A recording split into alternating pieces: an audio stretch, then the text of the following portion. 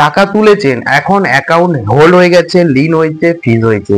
Sir আমি তো আগে গেম খেলেছি স্যার, এখন কি আমার সাইবার ক্রাইমে কমপ্লেন হয়ে গেছে, একটা অ্যাকনলেজমেন্ট নাম্বার পড়ে গেছে। সে সাইবার ক্রাইম থেকে, সে উত্তরপ্রদেশ, তেলেঙ্গানা, মহারাষ্ট্র, বিভিন্ন জায়গা থেকে আমার টাকাটা হোল্ড হয়ে গেছে এবং আমার অ্যাকাউন্টটা ডিসপুট সমস্যা হয়ে গেছে। স্যার গেম খেলেছি, অনেক দিন আগে গেম খেলেছি এবং একটা টাকা তুলেছি। যারা গেম খেলছেন, গেম খেলে যে টাকা তুলছেন, 10 টাকা ওখানে ডিপোজিট করছেন 20 টাকা পাওয়ার আশায়, আর্থিকভাবে ঝুঁকিপূর্ণ ঠিক। এবং পরবর্তীকালে এই যে সাইবারের ডিসপিউট অ্যামাউন্ট, কমপ্লেনের ফ্রড অ্যামাউন্ট এখানে কিন্তু ঢুকে যাচ্ছে। ঢুকে যাওয়ার পর তারপরে আপনি একটা টাকা গেম থেকে তুলেছেন, অন্য বন্ধুকে দিয়েছেন, আবার একটা অন্য বন্ধুকে দিয়েছেন, এইভাবে যে চেনটা সৃষ্টি হয়ে গেছে। সেই ক্ষেত্রে কেউ কমপ্লেন করেছে, তাকে আর্থিকভাবে কেউ প্রতারণা করেছে এবং একটা সাইবার ক্রাইমে কমপ্লেন করে দিয়েছে 1930-তে, বা সাইবার ক্রাইমে পোর্টালে সে কমপ্লেন করে দিয়েছে, তার সাথে তো প্রতারণা হয়েছে। এবার আপনি কার কাছ থেকে টাকাটা পেয়েছেন সেটা ডিসপিউট অ্যামাউন্ট হয়ে যেতে পারে।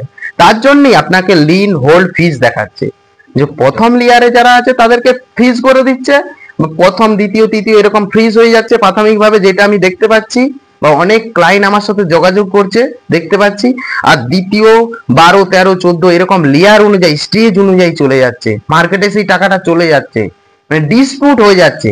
আর মানুষ সোশ্যাল মিডিয়াতে অনেক ভিডিও দেখছে, স্যার গেম খেলেছি, আমার তেলেঙ্গানাতে কমপ্লেন হয়ে গেছে, একটা টাকা কেটে নিয়েছে স্যার, সেখানে যে কি মামলাটা মেটাতে হবে, এটা মামলা নয়, এটা হচ্ছে অ্যাকনলেজমেন্ট নাম্বার পড়ছে।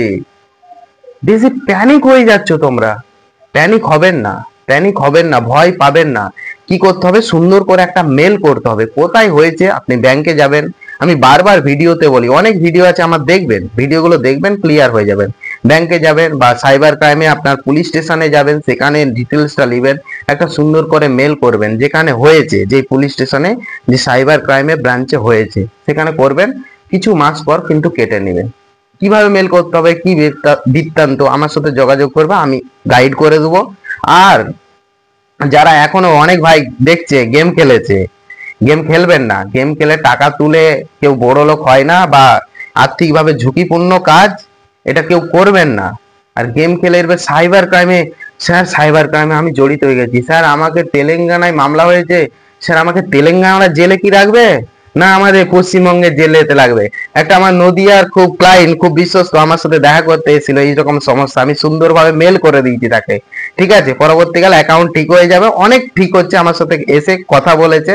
যাই হোক, স্যার বলছে আমাকে নদিয়ার জেলে রাখবে না সে তেলেঙ্গানার জেলে রাখবে, আমার একটা টাকা হোল্ড হয়ে গেছে, লিন হয়ে গেছে, আর একটা ফ্রিজ হয়ে গেছে, এরকম সমস্যা। স্যার আমাকে এই পশ্চিমবঙ্গে রাখলে ভালো হয়। স্যার আপনি যাবেন আমার সাথে, যে আমাকে একদম কোর্টের দরজায় বেল দিয়ে নেবেন। ভাই বেল টেল এটা কিছু হয় না, যারা হচ্ছে সরাসরি ইনভলভ, ডাইরেক্ট যারা প্রতারণা করেছে তারা ইনভলভ হচ্ছে, যারা ডাইরেক্ট ইনভলভ হচ্ছে। আর অ্যাকাউন্ট কাউকে ভাড়া দিবেন না, সে অন্য কোনো বেআইনি ট্রানজেকশন করতে পারে, অ্যাকাউন্ট ভাড়া দিবেন না। ডাইরেক্ট যারা ইনভলভ তাদের একটা ঝুঁকি আছে।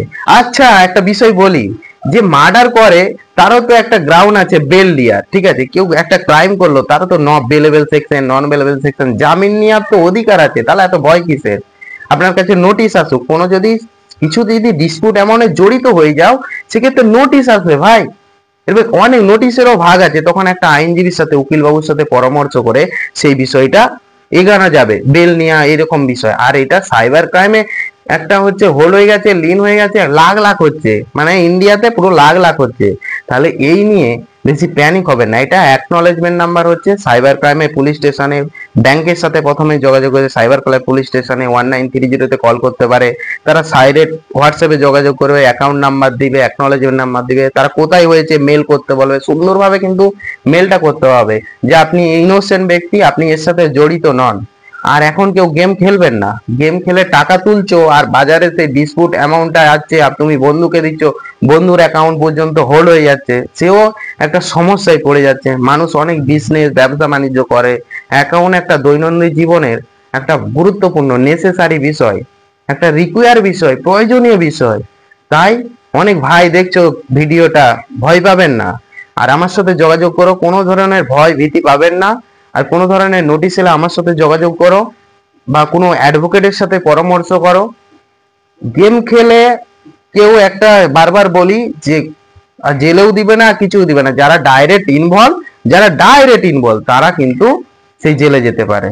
আর তোমরা তো জেলে যাবে না, অনেক ঘটনা ঘটছে, ডিসপুট এমন বাজারে ছড়িয়ে যাচ্ছে, কেউ একটা কারোর সাথে প্রতারণা হয়েছে, সেই ক্ষেত্রে প্রতারণার অ্যামাউন্টটা চলে আসছে, সেই ক্ষেত্রে এনসিআরপি তে কমপ্লেন হচ্ছে, সেইভাবে অ্যাকাউন্টটা হোল্ড হয়ে যায়, সেই টাকাটা পুলিশ এজেন্টরা মানে সাইবার ক্রাইম পুলিশ এজেন্টরা রিকভারি করে সেই ব্যক্তিকে ফিরিয়ে দিচ্ছে। এবং কোর্টেও একটা মানে ফিরানোর জন্য, রিকভারি করার জন্য একটা কমপ্লেন করতে হয়, তোমাদের নয়, কোর্টে ফিরানোর জন্য সেই ব্যক্তিকে তারা টাকাটা একটা ফিরিয়ে দিচ্ছে, এজেন্সির এটা কাজ। তো এই ছিল ভিডিওটা, সচেতনমূলক ভিডিও।